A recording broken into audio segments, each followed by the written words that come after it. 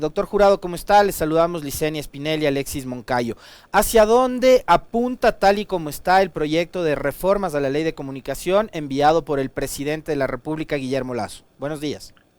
Buenos días, Licenia. Buenos días, Alexis. Siempre es un placer conversar con ustedes y su audiencia. Miren, lastimosamente este proyecto de ley tiene muchos errores técnicos y jurídicos que parecen obedecer a una posición del presidente de la República de fortalecer los lazos con los medios grandes de comunicación, con las empresas grandes de comunicación, que de alguna manera han aupado o son aparatos de reproducción de las posiciones oficiales. Y digo que tiene una serie de errores técnicos que me gustaría mencionar para no horadar en el tema político, porque cada vez que uno hace un pronunciamiento político, simplemente hay personas o que se niegan a oír o que formulan ataques sin oír razones. Y por esa razón quisiera referirme más bien a los problemas técnicos de ese proyecto de ley. En primer lugar, decir que las leyes orgánicas que desarrollan de derechos establecidos en la Constitución tienen que integrar todos los derechos sobre esta materia, todos los derechos que se van a tratar. En este caso, la reforma propuesta debería integrar todos los derechos relativos a la comunicación social que se encuentran establecidos en la Constitución. Pero lastimosamente, el proyecto enviado por el presidente Lasso, que es el que realmente se debatió, no lo hace. Viola así la Constitución y muestra que no tiene claridad conceptual y jurídica sobre lo que es una ley orgánica y cuál es el propósito en relación a los derechos que una ley orgánica regula, que como he dicho es desarrollar los derechos establecidos en la Constitución. Segundo problema es que desarrollar un derecho constitucional en una ley orgánica implica necesariamente ciertos procesos técnicos. El primero es establecer con precisión el alcance del derecho, qué pueden decir los ciudadanos, qué cosas que se dicen pueden violar los derechos de otros ciudadanos, establecer con precisión el derecho, establecer con precisión quiénes son los titulares del derecho. Y una vez hecho esto, establecer con exactitud cuáles son las responsabilidades u obligaciones del Estado y de los particulares respecto de un derecho específico. Cuando alguien viola un derecho, tiene unas responsabilidades. Para que un derecho pueda ser ejercido, el Estado tiene unas responsabilidades. Y entonces hay que establecer con claridad cuáles son esas responsabilidades, tanto de los particulares cuanto del Estado en la propia ley. Y finalmente, se debe establecer las consecuencias jurídicas que deben enfrentar las personas que violen el derecho o incumplan sus obligaciones respecto de él. Y nada de esto se hace en el proyecto de ley que envía el presidente Lasso, demostrando así un absoluto desconocimiento de la técnica más básica para la producción de normas jurídicas. Hay algunos otros elementos técnicos que me gustaría comentar, pero si hasta aquí tienen alguna pregunta, con todo gusto. Doctor Jurado, de acuerdo a la ponente de esta ley, a la legisladora Marjorie Chávez, ponente de este proyecto, ya dice que el mismo permitirá el cambio de aquel modelo de privilegio de la censura y la autocensura que privilegiaba el silencio por un modelo de responsabilidad ulterior en el que la tónica sea el respeto al libre pensamiento y la permanente búsqueda de la verdad. Algo muy bonito en las palabras, en lo escrito, pero en la práctica lo que se propone nos conduce a ese objetivo. ¿O no? Buenos días, doctor. Mire, Baruch Spinoza, un filósofo del siglo XVII, ya planteó este tema con claridad. Él es en realidad el creador de la filosofía de la libertad de expresión. Y Baruch Spinoza decía que efectivamente es necesario que los ciudadanos conserven para sí la posibilidad de pensar con autonomía y decir con libertad lo que piensan. Pero el propio Baruch Spinoza estableció límites racionales a esta libertad. No se puede afectar los derechos del otro, no se puede promover la violencia, no se pueden decir mentiras, no se puede usar la palabra y la prensa para apuntalar las acciones de un poder, sea el eclesiástico, sea el de la Iglesia. Siglo XVII. Es decir, claro que es indispensable la libertad para vivir en democracia, pero una libertad racional. El libertinaje o la manipulación que se haga de la comunicación social para apuntalar un poder o para perseguir o para denostar a los ciudadanos que hablan en contra de ese poder, eso no puede estar sacralizado por la ley. La ley tiene que proteger los derechos de los ciudadanos y desarrollarlos. y en lugar de desarrollar los derechos, ese proyecto de ley lo que pretende es eliminar una gran cantidad de derechos económicos, sociales y culturales de la comunicación, sobre todo, que constan en la ley vigente en los primeros 91 artículos, lo que viola el principio de no regresividad de los derechos humanos establecido en el Pacto Internacional de Derechos Económicos, Sociales y Culturales. Y no olvidemos que los pactos internacionales de derechos humanos forman parte del bloque de constitucionalidad, es decir, que tienen la misma jerarquía que normas de la propia Constitución. Entonces, aquí hay una voluntad abolicionista de los derechos de los ciudadanos para, con un discurso manipulado sobre la libertad, permitir que la prensa actúe como respaldo mediático de los poderes oficiales. Eso es impresentable, eso en ninguna parte de ningún Estado moderno se puede permitir. Vaya usted a Estados Unidos, vaya usted a España, vaya usted a México, vaya usted a cualquiera de los países que siempre la derecha lo recita como adalides de la democracia y de la libertad de expresión, y va a ver que ahí los límites a la libertad de expresión están claros, pero también los derechos existen para todos los ciudadanos y no solo para los medios de comunicación. Y además, esa relación entre ciudadanos y medios de comunicación tiene, por supuesto, unas regulaciones muy claras. Y hay unas regulaciones también muy claras para proteger los derechos de los ciudadanos, no solo a la libertad de expresión, sino cualquier otro derecho que se pueda afectar con un mal uso de la libertad de expresión. Usted ha dicho, doctor Jurado, algo que es súper importante y que yo lo mencionaba hace un momento en el comentario, porque hemos querido además, han querido además hacerle creer a la gente que la libertad de expresión es una prerrogativa única de los medios y de los periodistas, y la libertad de expresión, y más ahora con la proliferación de las plataformas digitales y redes sociales, la libertad de expresión es un derecho humano, ¿no? Es un derecho humano, es un derecho de todos los ciudadanos del mundo, es más, y más todavía en una sociedad democrática como la nuestra. Ahora, conversábamos con Licenia hace un momento y el debate es, ¿estamos nosotros como sociedad y los medios de comunicación actuales preparados como para ir a un proceso de autorregulación, por un lado? Y por otro, ¿por qué la academia se ha desentendido de la discusión de este tema cuando antes había tanto interés de participar en él? A ver, dos cosas. Primero voy a tratar de explicar el tema de la autorregulación, cuál es el sentido jurídico y filosófico de este término en relación a la libertad de expresión.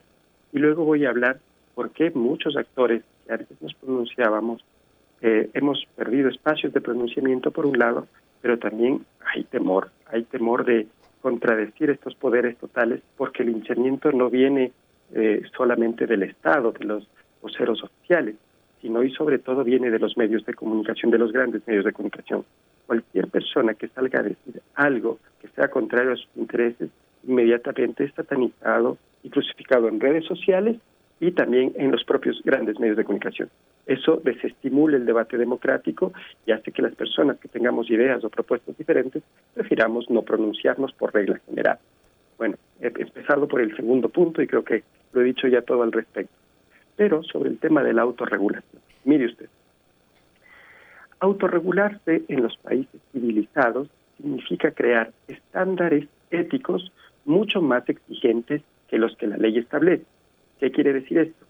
La ley me establece una serie de conductas, una serie de restricciones, una serie de parámetros que yo debo respetar. ¿Por qué? Porque es la ley. Muy bien. Pero yo digo, yo quiero ser mejor que lo que la ley plantea. Y entonces en mi medio de comunicación voy a ponerme un estándar ético más alto que el que la ley establece. Por ejemplo, todos los comunicadores que trabajan en mi medio de comunicación tienen que gobernar el lenguaje de los derechos humanos, ser inclusivos y sobre todo promover la igualdad de género. Y lo pongo como una regla ética de mi código de ética como medio de comunicación. Eso es la autorregulación, es decir, la posibilidad que los medios tienen de darse a sí mismos códigos de ética que eleven el estándar establecido en la ley. Pero de ninguna manera la autorregulación quiere decir sustituir las normas que yo mismo me doy por las que me daba el Estado. Eso es una tontería, eso es contrario a la racionalidad jurídica democrática, pero eso es lo que nos quieren imponer. Es decir, quitarle al Estado la posibilidad de dictar leyes sobre un tema tan importante como la libertad de expresión y los derechos de la comunicación y entregarle esa potestad a los medios de comunicación. Eso es totalmente absurdo. Es el neoliberalismo más antidemocrático llevado al extremo en los medios de comunicación. Es crear una especie de Estado paralelo por la función social que los medios juegan o van a jugar para determinado gobierno en el Estado.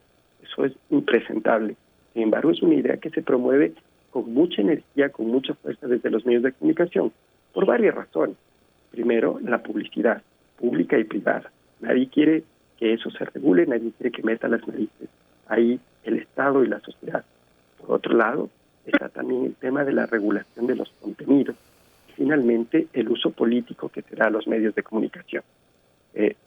Cuando no hay regulación, el actor que tiene el privilegio de darse la regulación a sí mismo se vuelve un actor definitivamente crucial en la lucha política, porque no hay límites que marquen, por ejemplo, igualdad en el debate democrático o favorecer abierta y cínicamente la posición de un gobernante o de un partido político frente a los demás ciudadanos.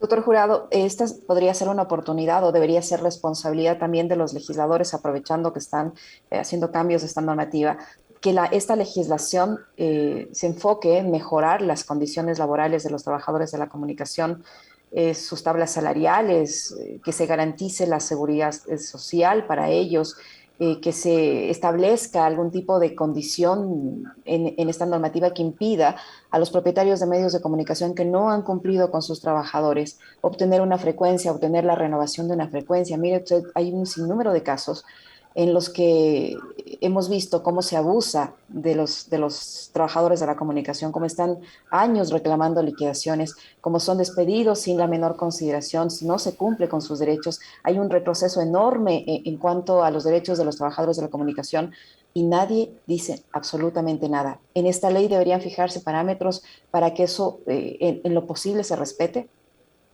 Mire, hay cosas que la ley de comunicación puede hacer en función de crear condiciones adecuadas para que se ejerce el trabajo periodístico. Por ejemplo, que los medios les den instrumentos adecuados, que tengan las cámaras, los instrumentos técnicos, los espacios de edición, que los periodistas tengan seguridad, es decir, que se obedezcan políticas de seguridad que, por ejemplo, impidan, como sucedió con los 3 periodistas del Comercio, que sean secuestrados o que están expuestos a un extremo riesgo por cubrir determinadas noticias de carácter delincuencial, las mafias y las pandillas, por ejemplo, o que sufren represalias por parte de actores políticos que no estén de acuerdo con sus, con sus notas periodísticas. Esas condiciones sí estaban fijadas en la ley de comunicación y me parece que todavía lo están en cierta medida. Y además se establece la obligación de que los periodistas tengan seguros que cubran para sí mismos y para sus familias en caso de que asuman coberturas de alto riesgo, que tengan chalecos antibalas. Todo eso estaba, en el proyecto original de la ley de comunicación. Luego se hizo una disminución de estos derechos para los periodistas, pero el tema laboral nunca ha pasado por la ley de comunicación. Lo que se hizo cuando se implementó la ley de comunicación es integrar a la tabla salarial en el Ministerio del Trabajo a los periodistas y fijar una tabla salarial mínima de $825, me parece que fue en el año 2014, para los periodistas y asegurarles todas las condiciones laborales que otros trabajadores tenían. Porque antes, y ahora lastimosamente nuevamente es así, los periodistas eran despedidos sin ningún tipo de indemnización, incluso teniendo contratos, pero generalmente no tenían contratos. Usaban sus propios instrumentos para trabajar, su propia grabadora, su propia cámara. Eran a la vez publicistas y vendedores de publicidad para poder pagar por los espacios que tenían en las radios o incluso en canales de televisión. Se compraban los espacios. No tenían ningún tipo de acceso real a las frecuencias de radio y televisión. Nuevamente, el último concurso concentró en las mismas manos las frecuencias de radio y televisión. Como usted ve, lo que les pasa a los periodistas, su precariedad, es una recreación de la precariedad que sufrían antes de la ley de comunicación y de una política laboral que les proponía un trato digno. Ahora, usted dice, nadie dice nada, pero los primeros llamados a organizarse y a hacer pública esta precarización y a defender desde una perspectiva sus derechos son los propios comunicadores sociales. Lastimosamente, algunos, no digo todos, se quedaron cooptados con esa idea neoliberal de que la mejor ley de comunicación es la que no existe, y con ello también muchos de sus derechos se perdieron. Pero hay otros comunicadores que antes eran muy críticos con la ley de comunicación y que ahora reconocen en ella muchas virtudes y dicen que muchas partes de esta ley deberían preservarse y que este proceso legislativo y regulatorio es un retroceso. Y finalmente hay muchos comunicadores que desde siempre defendieron la idea de tener una ley de comunicación, que creían que la que teníamos desde el 2013 pues era perfectible, que había aspectos que se podían mejorar, que había cosas que a lo mejor había que eliminar y otras que había que integrar, y que siguen defendiendo estos periodistas pues la idea de que tengamos una ley de comunicación democrática y democratizadora, que afecte los grandes nudos, que son, como he dicho, la tenencia y propiedad de las frecuencias de radio y televisión, la transparencia en la publicidad pública y privada, la no manipulación política de los medios de comunicación para denostar, atacar o defender ciertos intereses de carácter político, y por supuesto que el periodismo se dedique a hacer periodismo en condiciones laborales racionales y en condiciones de seguridad que impidan que se produzcan tragedias en la vida de los periodistas y sus familias. Pero eso no se quiere tratar en esta ley. Todo lo que se habla es eliminar derechos y pasar la regulación o la autorregulación a los medios de comunicación. Muchísimas gracias, doctor Jurado, por su tiempo, por la información y el análisis que nos ha permitido realizar en esta entrevista. El doctor Rommel Jurado, abogado especialista en comunicación, que ha estado con nosotros. Muchísimas gracias, doctor Jurado. Muy amable.